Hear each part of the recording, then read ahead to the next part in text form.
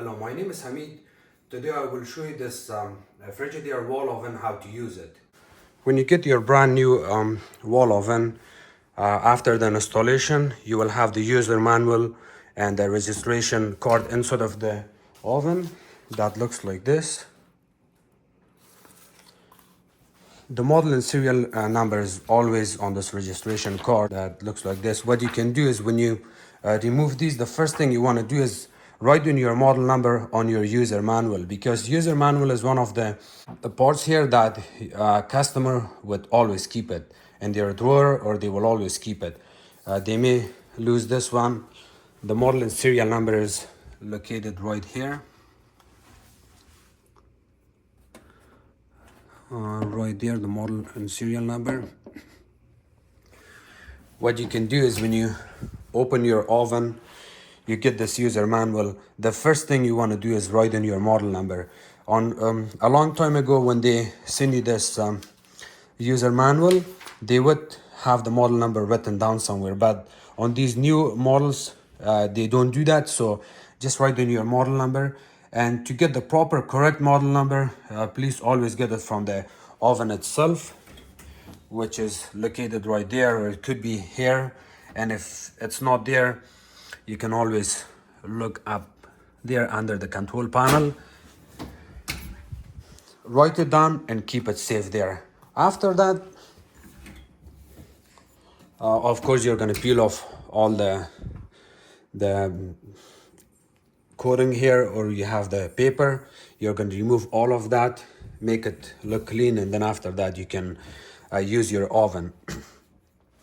The reason I told you write on the model number on a user manual, because sometimes they wear out, or they overheat, the oven overheats and then it wears out, so you do not see the model number anymore. And I've seen it in a lot of cases like that. So by writing it down on the user manual, it's always safe with you. And always register it, because when you call Frigidare in future, they will have all your information. So now I'm going to show you how to use this oven. When you turn on the oven from the breaker, you turn it on here. After that, this is a quick start, 350 degrees, the oven modes. If you want to use convection bake, if you use convection bake, you start it. What happens is that, of course, the convection fan motor runs. At the same time, the convection element comes on. I'm gonna press this.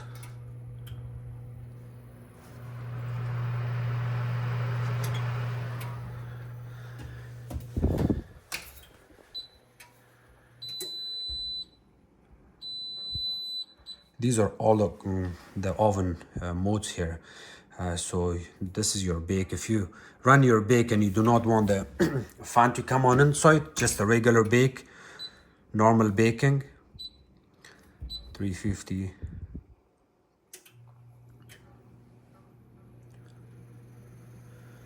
The oven will run. And some of the ovens, when you run the regular bake, which doesn't say convection, when you run oven on the regular bake, the convection fan motor will still come on to help it with preheat. So let's see, I'll show you here. Bake, start, close the door. When it starts, you will see the fan running. So don't get confused by running the bake only and it's gonna turn on the fan. It's completely normal. Oven mode, bake. If you turn it on, the fan runs until it hits preheat. When it goes to 350 on preheat, after that, the fan stops. And what's happening here is when you select bake option here on bake, only the bake element, which is hidden bake element here, is not going to come on. Your broil element may also come on at the same time. So each time you hear the clicking noise coming from the control board, it turns on the broil element, it turns on the convection element, and it of course turns on the bake element. The reason all of these three elements are coming at the same time, I wouldn't say at the same time, they go back and forth. to help the oven go on preheat very quickly.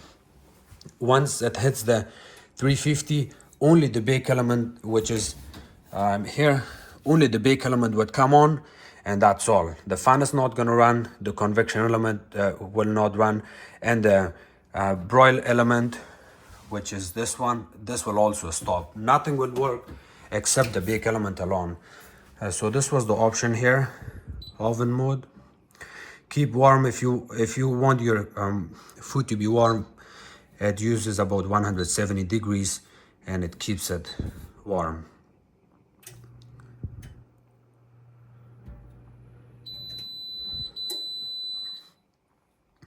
Custom preheat will give you different options. So if you want 375 bake and you want it quick, so let me see here. You do not want 350, but you want 375, you can go here and select it, that's all. And instead of going 375 from this place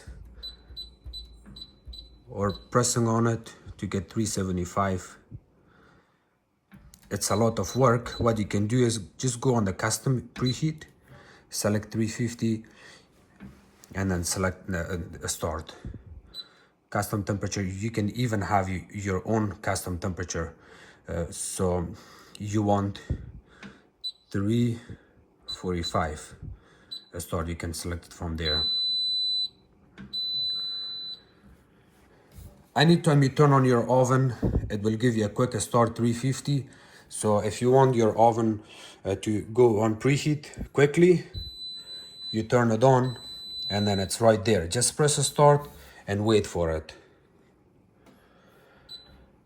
And now we are gonna jump into the more options here. You see these three lines here, you click on it. From here, you can turn on and off your oven light. You see that? When I press on it, the light comes on. When I press on it again, it goes off. Lock screen.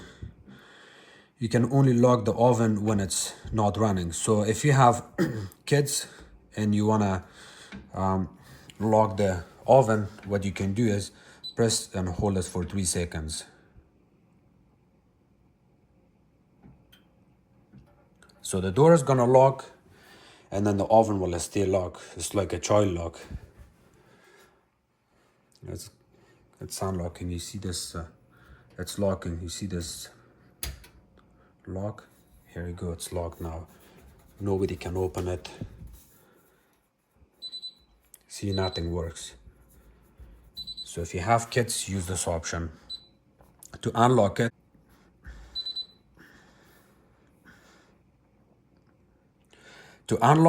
it's telling you to write this code down, 048. Okay, so 048 unlock.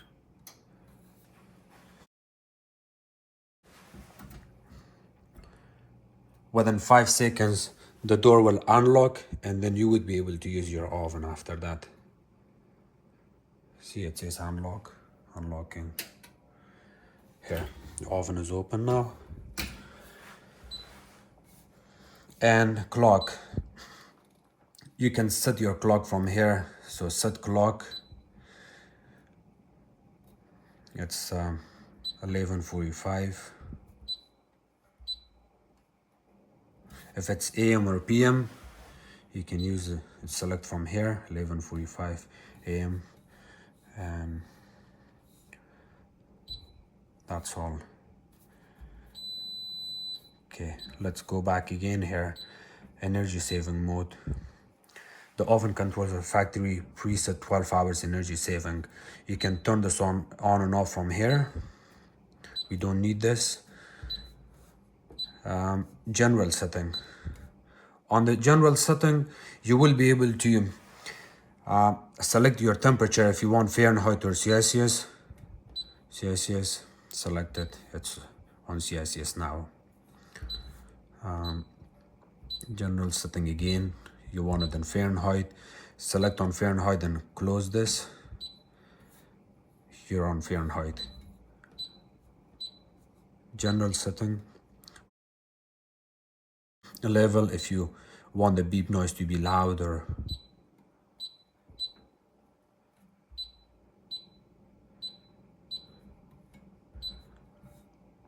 Screen brightness, medium, low.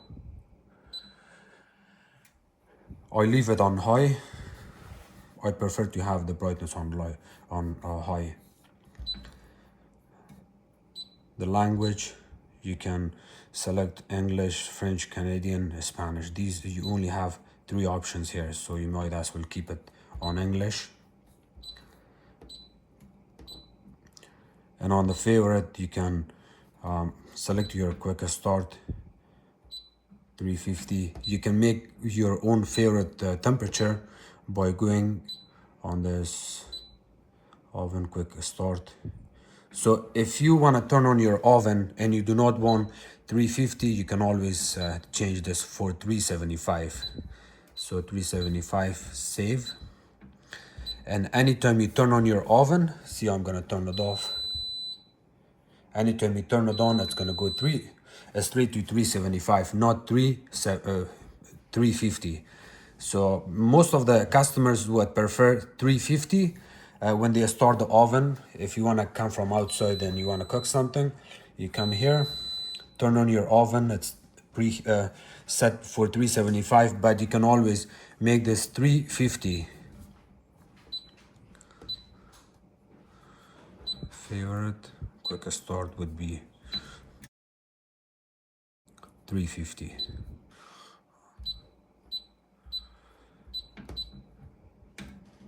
Save.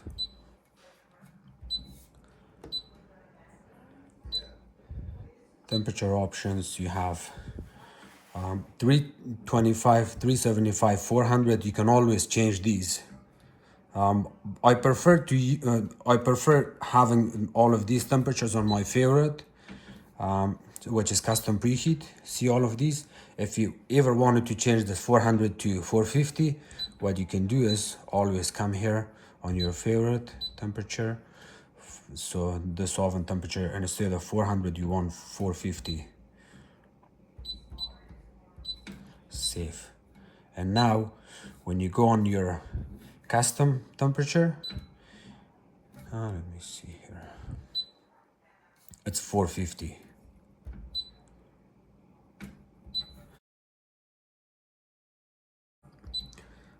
General setting is done.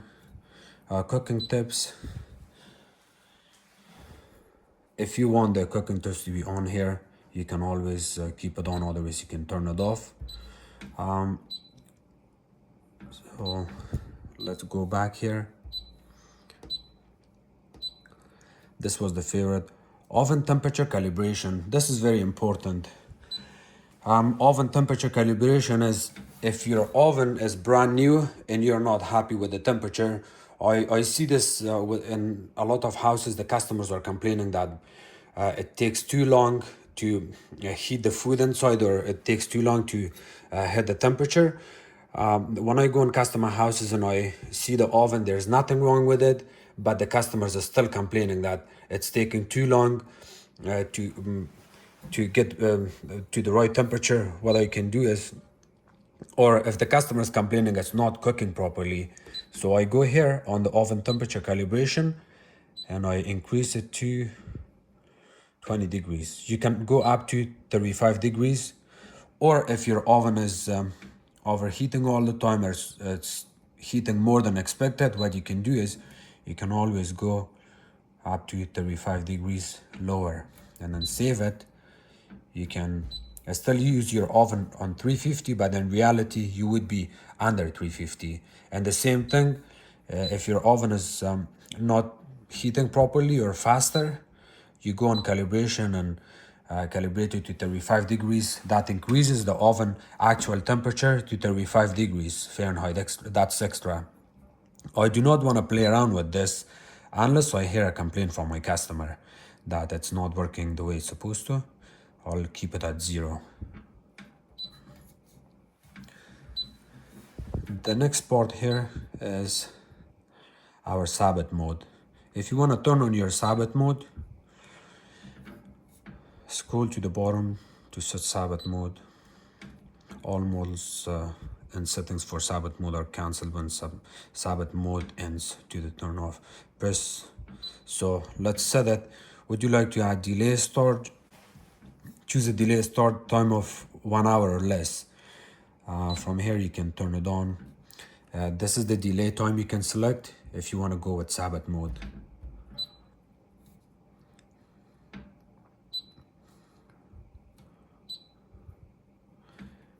And so you can set it from here. Start. Are you sure you want to set Sabbath mode? You can cancel it or exit.